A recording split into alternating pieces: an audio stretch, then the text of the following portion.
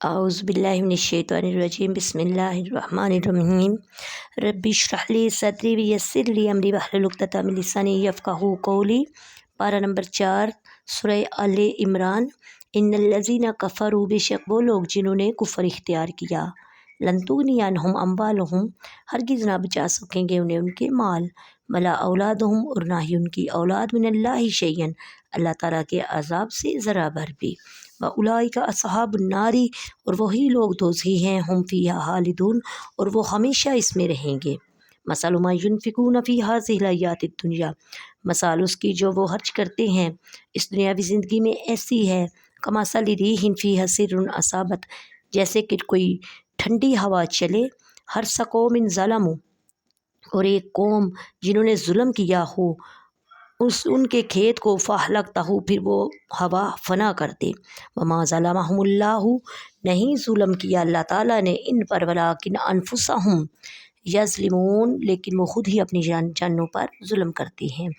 یا ایہا الذین آمنوا، اے ایمان والو، لا تتخذوا بطانۃ من دونکم، نہ بناؤ نہ ایمان والوں کو نہ بناؤ، بطانۃ من دونکم، اپنے رازدار غیروں کو، اے ایمان والو اپنے رازدار غیروں کو نہ بناؤ، ولا یعلونکم خبالا، وہ تمہیں خرابی پہنچانے میں کوئی کسر نہیں چھوڑیں گے، ودوا ما عنتم، وہ پسند کرتے ہیں، ما عنتم، وہ پسند کرتے ہیں جو چیز تمہیں ضرر دے، تکلیف دے، وقد بدت البغضاء، ظاہر ہو چکا ہے بغض، من افواہہم، ان کے منہوں سے، یعنی زبانوں سے، وما تخفی صدورہم اکبر، اور جو چھپا رکھا ہے ان کے سینوں میں وہ بہت بڑا بغض ہے۔ قد بینا لکم الآیات ان کنتم تعقلون، ہم نے صاف بیان کر دی تمہارے لیے اپنی آیتیں اگر تم سمجھدار ہو۔ ہاں انتم اولائی، سنو تم وہ لوگ، وہ پاک دل لوگ ہو، تحبونہم، کہ محبت کرتے ہو ان سے، ولا یحبونکم، اور وہ ذرا بھی محبت نہیں کرتے تم سے، وتؤمنون بالکتاب، اور تم مانتے ہو سب کتابوں کو، کلہ، تمام کتابوں کو، وَإِذَا لَقُوكُمْ، اور جب وہ تم سے ملتے ہیں، قالوا، کہتے ہیں، آمنا، ہم ایمان لائے، وَإِذَا خَلَوْا، اور جب وہ تنہا ہوتے ہیں، عَضُّوا عَلَيْكُمُ الْأَنَامِلَ مِنَ الْغَيْظِ، تو اپنی انگلیاں تم پر چباتے ہیں غصے میں، قل فرما دیجئے، موتوا بغیظکم، مر جاؤ اپنے غصے کی آگ میں جل کر، ان اللہ علیم بذات الصدور، یقیناً اللہ تعالیٰ خوب جاننے والا اور دلوں کی باتوں کا حال کا رازدار ہے۔ ان تمسسکم حسنۃ تسؤہم، اگر پہنچے تمہیں کوئی بلائی تو بری لگتی ہے انہیں، وَإِن تُصِبْكُمْ سَیِّئَةٌ یفرحوا، اگر تمہیں کوئی برائی پہنچے، تکلیف پہنچے تو وہ بڑے خوش ہوتے ہیں، وَإِن تَصْبِرُوا، اور اگر تم صبر کرو، وَتَتَّقُوا، اور اللہ سے ڈرتے رہو، لَا يَضُرُّكُمْ كَیْدُهُمْ شَیْئًا، نہ نقصان پہنچائے گا تمہیں ان کا فریب کچھ بھی، ان اللہ، بے شک اللہ تعالیٰ، بما یعملون محیط، جو وہ کرتے ہیں اس کا احاطہ کیے ہوئے ہے۔ وَإِذْ غَدَوْتَ مِنْ أَهْلِكَ تُبَوِّئُ الْمُؤْمِنِينَ، اور یاد کرو اے محبوب، جب صبح سویرے رخصت ہوئے آپ اپنے گھروں سے اور میدان احد میں بٹھا رہے تھے مومنوں کو، مقاعد للقتال، جنگ کے لیے مورچوں کی جگہ پر، واللہ سمیع علیم، اور اللہ تعالیٰ سب کچھ سننے والا اور جاننے والا ہے۔ بسم اللہ الرحمن الرحیم۔ تفسیر سورہ آل عمران کی آیت نمبر 116۔ لن تغنی عنہم اموالہم ولا اولادہم من اللہ شیئا، ان کے مال اور ان کی اولاد ان کو اللہ کے عذاب سے بالکل نہ بچا سکیں گے۔ شان نزول، یہ آیت بنی قریظہ اور بنی نذیر کے بارے میں نازل ہوئی۔ یہودی سرداروں نے مال و دولت کی خاطر سرکار عالی وقار مدینے کے تاجدار صلی اللہ علیہ وآلہ وسلم کے ساتھ دشمنی کی تھی۔ اللہ تعالیٰ نے اس آیت میں ارشاد فرمایا کہ ان کے مال اولاد ان کے کچھ کام نہ آئیں گے، یہ سرکار اقدس کی دشمنی میں ناحق اپنی عاقبت خراب کر رہے ہیں۔ مثل ما ينفقون فی هذه الحیات الدنیا، اس دنیاوی زندگی میں خرچ کرنے والوں کی مثال اس آیت میں کافر کے خرچ اور ریاکاری کے طور پر خرچ کرنے والے کی مثال بیان فرمائی گئی ہے۔ ان کے حرج کو ان کا کفر یا ریاکاری ایسے تباہ کر دیتی ہے جیسے برفانی ہوا کھیتی کو برباد کر دیتی ہے۔ ان کے ساتھ یہ معاملہ کوئی ظلم و زیادتی نہیں بلکہ یہ ان کے کفر یا نفاق یا ریاکاری کا انجام ہے۔ یہ خود اپنی جانوں پر ظلم ہے۔ مفسرین کا قول ہے کہ اس حرج سے یہودیوں کا وہ حرج مراد ہے جو اپنے علماء اور سرداروں پر کرتے تھے۔ وہ حرچہ بے فائدہ ہے، ان کا کوئی ثواب نہ ملے گا۔ ایک قول یہ ہے کہ یہاں اس سے کفار کے تمام صدقات مراد ہیں کہ ان کا کوئی ثواب نہیں اور وہ صدقات ضائع ہیں، اور یہ ایک قول یہ ہے کہ یہاں ریاکار حرچ کرنا مراد ہے۔ لا تتخذوا بطانة من دونکم، غیروں کو رازدار نہ بناؤ۔ بعض مسلمان اپنے قرابت دار اور رشتہ دار یہودیوں وغیرہ سے قرابت یا پڑوس کی بنا پر دوستی اور میل جول رکھتے تھے۔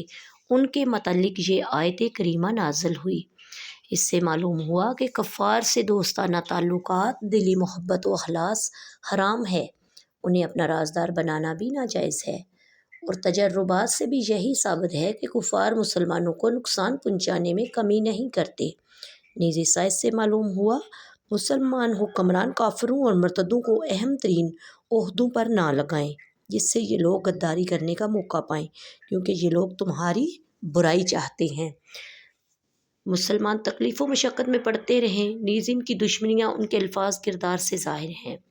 وہ خوش ہوتے ہیں کہ مسلمانوں کو جب تکلیف پہنچے، اور اللہ رب العزت نے واضح فرما دیا کہ وہ اس بات سے ناخوش ہوتے ہیں اگر تمہیں کوئی آسانی یا آسائش پہنچے۔ تو اس سے یہ ثابت ہوا کہ کفار سے دوستی رکھنا قرآن کے روح سے حرام ہے اور ناجائز ہے۔ تحبونہم ولا یحبونکم، تم انہیں چاہتے ہو، وہ تمہیں پسند نہیں کرتے۔ ارشاد فرمایا ہے مسلمانوں، یہ صرف جو رشتہ داری، دوستی وغیرہ تعلقات کی بنا پر ان سے محبت کرتے ہو، بلکہ وہ تمہیں پسند نہیں کرتے اور دینی مخالفت کی بنا پر تم سے دشمنی رکھتے ہیں، حالانکہ تم قرآن پر بھی ایمان رکھتے ہو، ان کی کتابوں پر بھی ایمان رکھتے ہو، لیکن وہ تمہاری کتاب پر ایمان نہیں رکھتے۔ وہ تو اپنے کفر میں اتنے پختہ ہے کہ تم اپنے ایمان میں پختہ کیوں نہیں ہوتے ہو۔ ان میں جو منافقین ہیں ان کا حال ہے کہ جب تو تم سے ملتے ہیں تو کہتے ہیں ہم ایمان لا چکے، جب تنہائی میں ہوتے ہیں غصے کے مارے تم پر انگلیاں چباتے ہیں۔ جب ان کا یہ حال ہے تو اے مسلمانوں تم ان سے بچو۔ ان کے اس غیظ و غضب پر اے حبیب صلی اللہ علیہ وآلہ وسلم آپ ان سے فرما دیں کہ تم مرتے دم تک اپنے غصے پر قائم رہو، اس جلن میں جلتے رہو، لیکن یاد رکھو اس وجہ سے اسلام اور مسلمانوں کا تم کچھ نہیں بگاڑ سکتے، البتہ تمہارے لیے یہ غصہ عذاب کا باعث بن جائے گا، کیونکہ تمہاری یہ قلبی حالت اللہ تعالیٰ کو معلوم ہے جو دلوں کی باتیں بھی جانتا ہے۔ وَإِذْ غَدَوْتَ مِنْ أَهْلِكَ، اور یاد کرو اے حبیب جب صبح کے وقت تم اپنے دولت خانہ سے نکلے۔ یہاں سے غزوہ احد کا بیان ہو رہا ہے، اس کے بعد غزوہ بدر کا تذکرہ ہے۔